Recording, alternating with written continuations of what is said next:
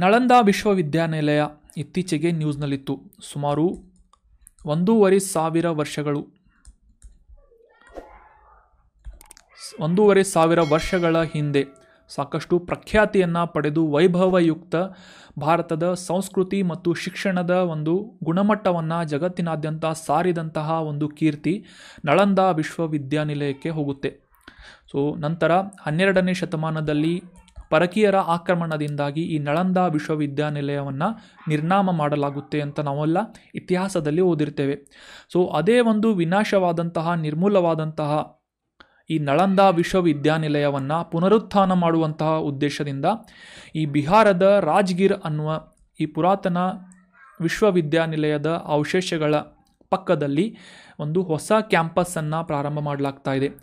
ಈ ನಳಂದ ವಿಶ್ವವಿದ್ಯಾನಿಲಯದ ಕ್ಯಾಂಪಸ್ಸನ್ನು ಎಸ್ಟಾಬ್ಲಿಷ್ ಮಾಡುವಂತಹ ನಿಟ್ಟಿನಲ್ಲಿ ನರೇಂದ್ರ ಮೋದಿ ಅವರು ಈ ಒಂದು ಕ್ಯಾಂಪಸ್ಸನ್ನು ಇತ್ತೀಚೆಗೆ ಉದ್ಘಾಟನೆ ಮಾಡಿದ್ದಾರೆ ಅಂತ ನ್ಯೂಸ್ನಲ್ಲಿ ಪಬ್ಲಿಷ್ ಆಗಿತ್ತು. ಹೀಗಾಗಿ ಈ ಪ್ರಾಚೀನ ಕಾಲದ ನಳಂದ ವಿಶ್ವವಿದ್ಯಾನಿಲಯದ ಕುರಿತಾದಂತಹ ಪ್ರಮುಖ ಅಂಶಗಳು ನಮಗೆ examination point of view important ಆಗುತ್ತೆ. ನಾವು ಈಗ ಡಿಸ್ಕಸ್ ಮಾಡ್ತಾ ಇರುವಂತಹ ಮಾಹಿತಿ GK ಓರಿಯೆಂಟ್ ಆದಂತಹ ಮಾಹಿತಿಯಾಗಿರೋದ್ರಿಂದ ಕೇವಲ ನಾವು ನ್ಯೂಸ್ ಪೇಪರ್ನಲ್ಲಿ ಬಂದಂತಹ ಮಾಹಿತಿಯನ್ನು ಡಿಸ್ಕಸ್ ಮಾಡೋದಿಲ್ಲ.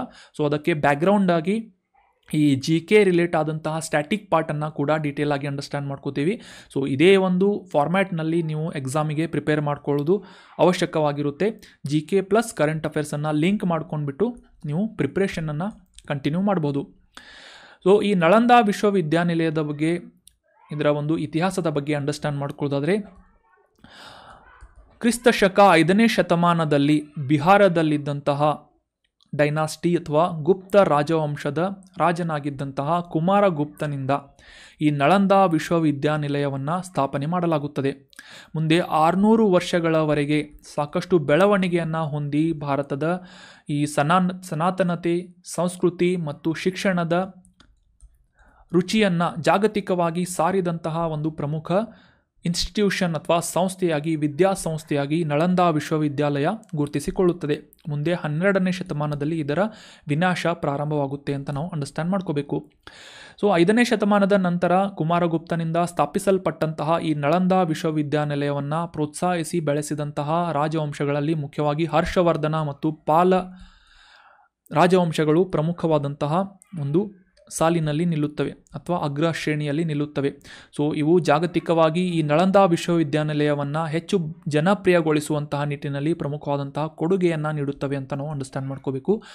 ಈ ಇಮೇಜ್ನಲ್ಲಿ ನಳಂದ ವಿಶ್ವವಿದ್ಯಾನಿಲಯದ ಪುರಾತನ ಅವಶೇಷಗಳನ್ನು ನಾವು ಈ ಒಂದು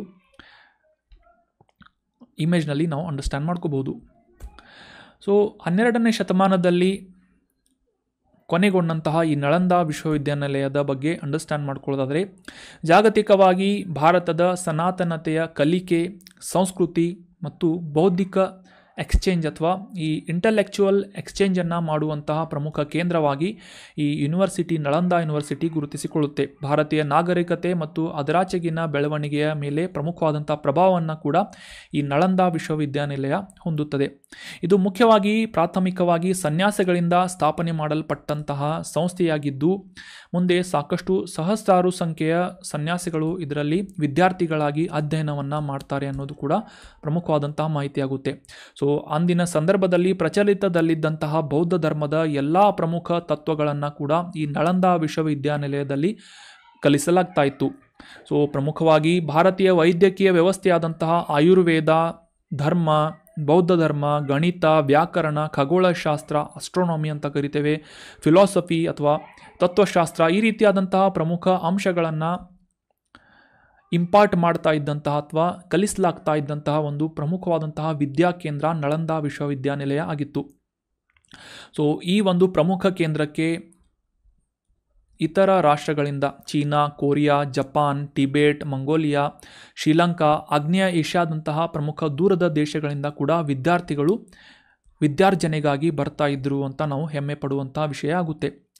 ಅಷ್ಟೇ ಅಲ್ಲದೆ ವಿದ್ಯಾರ್ಥಿಗಳ ಮೇಲೆ ಸಾಕಷ್ಟು ಕಟ್ಟುನಿಟ್ಟಾದಂತಹ ಡಿಸಿಪ್ಲಿನನ್ನು ಹೇರಲಾಗ್ತಾ ಇತ್ತು. ನೀತಿ ಸಂಹಿತೆ, ಕೋಡ್ ಆಫ್ ಕಂಡಕ್ಟನ್ನು ಮೇಂಟೈನ್ ಮಾಡಲಾಗ್ತಾ ಇತ್ತು.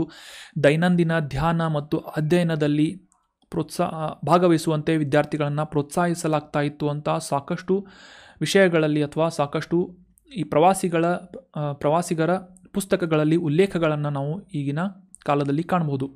ಮುಂದೆ ಇಷ್ಟೊಂದು ಪ್ರವರ್ಧಮಾನಕ್ಕೆ ಬೆಳೆದಂತಹ ಈ ನಳಂದಾ ವಿಶ್ವವಿದ್ಯಾನಿಲಯದ ಅವನತಿ ಪ್ರಾರಂಭವಾಗುತ್ತೆ. ಯಾವಾಗ ಅಂತಂದರೆ 12ನೇ ಶತಮಾನದಲ್ಲಿ ಈ ಮಧ್ಯ ಏಷ್ಯಾದ ಕುತುಬುದ್ದೀನ್ ಐಬಕ್ನಿಂದ ಅವನ ದಂಡಾಧಿಕಾರಿಯಾಗಿದ್ದಂತಹ ಬಕ್ತಿಯಾರ್ ಖಿಲ್ಜಿಯಿಂದ ಈ ಬೌದ್ಧಿಕ ಚಟುವಟಿಕೆಗಳನ್ನು ಹೊಂದಿದ್ದಂತಹ ಮತ್ತು ಅಂತಾರಾಷ್ಟ್ರೀಯ ವಿಶ್ವವಿದ್ಯಾನಿಲಯವಾದಂತಹ ನಳಂದಾ ವಿಶ್ವವಿದ್ಯಾನಿಲಯವನ್ನು ನಾಶ ಮಾಡಲಾಗುತ್ತೆ. ಸಾವಿರಾರು ಸಂಖ್ಯೆಯ ವಿದ್ಯಾರ್ಥಿಗಳನ್ನು ಕೊಲ್ಲಲಾಗುತ್ತೆ ಮತ್ತು ಅವರ ಈ ಪುಸ್ತಕಗಳನ್ನಾಗಿರ್ಬೋದು ಅಥವಾ ಅವರ ಅವಶೇಷಗಳನ್ನು ಅಥವಾ ಅವರ ಒಂದು ಪ್ರಮುಖವಾದಂತಹ ಹೆರಿಡಿಟಿಯನ್ನು ಕಂಪ್ಲೀಟಾಗಿ ಸರ್ವನಾಶ ಮಾಡಲಾಗುತ್ತೆ ಅಂತ ನಾವು ಅಂಡರ್ಸ್ಟ್ಯಾಂಡ್ ಮಾಡ್ಕೋಬೇಕು. ನಂತರ ಈ 19ನೇ ಶತಮಾನದಲ್ಲಿ ಅಂದರೆ 18ನೇ ಶತಮಾನದಲ್ಲಿ 19ನೇ ಶತಮಾನ ಆಗುತ್ತೆ ಇದು 1812ನೇ ಇಸವಿಯಲ್ಲಿ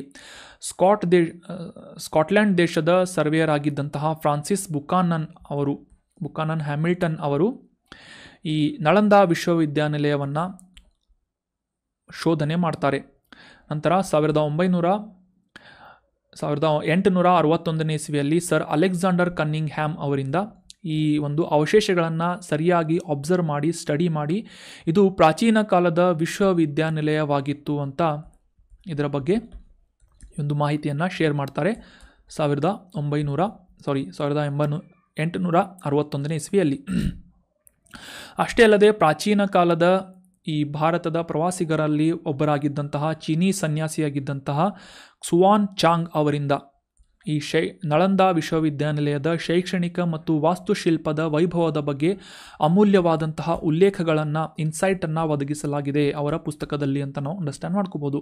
ಸೊ ಇಷ್ಟೊಂದು ಪ್ರಮುಖವಾದಂತಹ ಮಹತ್ವದ ಈ ಒಂದು ಪ್ರಾಚೀನ ಕಾಲದ ವಿನಾಶವಾಗಿ ಹೋದಂತಹ ನಳಂದಾ ವಿಶ್ವವಿದ್ಯಾನಿಲಯವನ್ನು ಪುನರುತ್ಥಾನ ಮಾಡುವಂತಹ ನಿಟ್ಟಿನಲ್ಲಿ ಭಾರತವನ್ನು ವಿಶ್ವಗುರು ಅಂತ ಮಾಡುವಂತಹ ಒಂದು ಉದ್ದೇಶದಿಂದ ಪ್ರಧಾನಮಂತ್ರಿಯವರಿಂದ ಈ ಬಿಹಾರದ ನಳಂದಾ ವಿಶ್ವವಿದ್ಯಾನಿಲಯದ ಪುನರುತ್ಥಾನ ಮಾಡುವಂತಹ ಕಾರ್ಯದ ಭಾಗವಾಗಿ ಈ ವಿಶ್ವವಿದ್ಯಾನಿಲಯದ ಸ್ಥಾಪನೆಯನ್ನು ಮಾಡಲಾಗಿದೆ, ಕ್ಯಾಂಪಸ್ನ ಉದ್ಘಾಟನೆ ಮಾಡಲಾಗಿದೆ ಅಂತ ನಾವು ಕಾಂಟೆಕ್ಸ್ಟನ್ನು ಕೂಡ ಅಂಡರ್ಸ್ಟ್ಯಾಂಡ್ ಮಾಡ್ಕೊಂಡ್ವಿ. ಅಷ್ಟೇ ಅಲ್ಲದೆ ಯುನೆಸ್ಕೋದ ವಿಶ್ವ ಪರಂಪರೆಯ ತಾಣವಾಗಿ ಕೂಡ ಈ ಬಿಹಾರದ ನಳಂದಾ ವಿಶ್ವವಿದ್ಯಾನಿಲಯವನ್ನು ಗುರುತಿಸಲಾಗುತ್ತೆ ಅಂತ ನಾವು ಅಂಡರ್ಸ್ಟ್ಯಾಂಡ್ ಮಾಡ್ಕೋಬೇಕು.